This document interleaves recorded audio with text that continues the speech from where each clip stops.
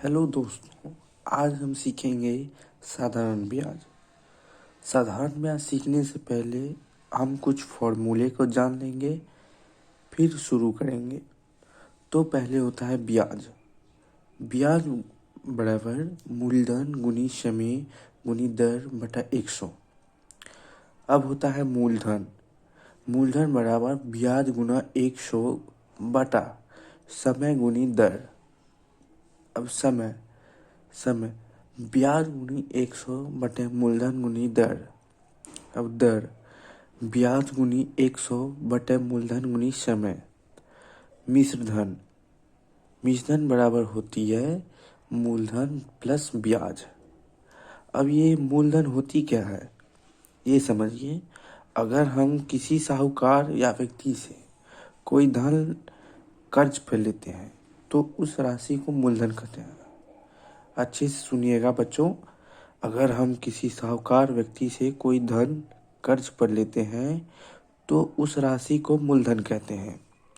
फिर से एक बार जान लीजिए। मूलधन, अगर हम किसी साहूकार या व्यक्ति से कोई धन कर्ज पर लेते हैं तो उस राशि को मूलधन कहते हैं। यहाँ साहूकार जो है वो जो कर्ज देते हैं हम लोग को वही होते हैं साहूकार। अब आ जाइए समय पे। समय मूलधन को हम जितने समय के लिए लेंगे, यानी साहूकार से हम कोई धन जितना समय के लिए लेते हैं उसे समय कहते हैं। और दर, हम मूलधन को जितने समय के लिए जितनी दर पर लेंगे उसे दर कहते हैं। अब आते हैं मिश्रधन। हम साहूकार को निश्चित समय के बाद जो कुल रुपये देते हैं उसे मिश्रधन कहते हैं।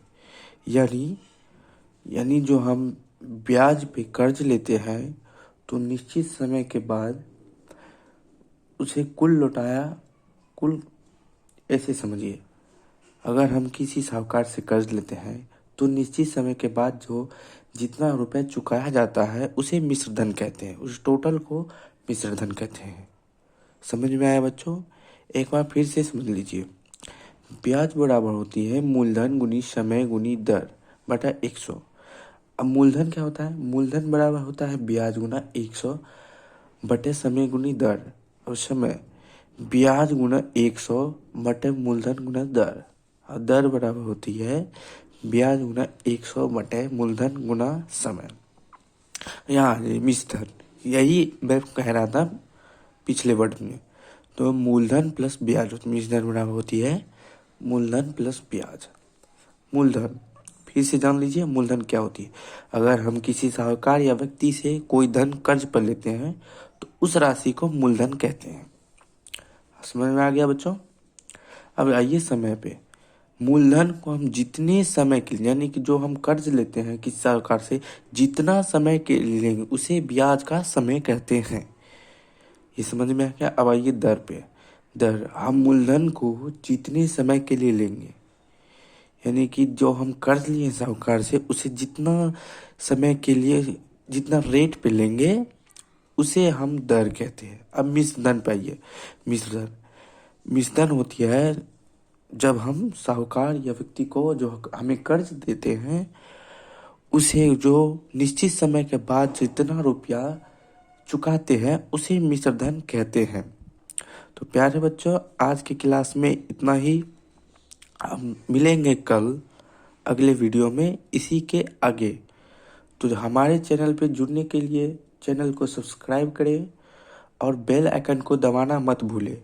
हमारा चैनल अभी नया है तो प्लीज़ सपोर्ट करें। अगर हमारी वीडियो आपको अच्छी लगती है तो चैनल को सब्सक्राइब करें, वीडियो को लाइक करें। Thank you.